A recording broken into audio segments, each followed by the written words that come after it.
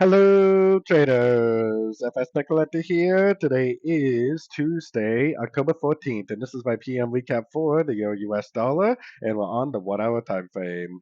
So the Euro dollar definitely did make a very impulsive move up today, but I'm really not convinced that the higher time frame move to the downside is over, especially with this 1, 2, 3 wave look that we have here, especially on the US dollar index.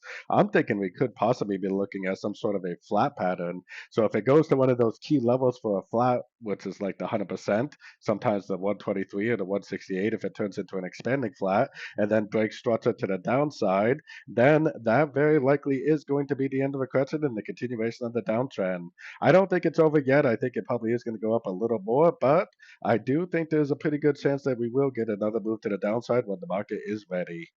So anyways, don't forget to check out my website linked over here in the corner. And as always, thank you for watching and happy trading.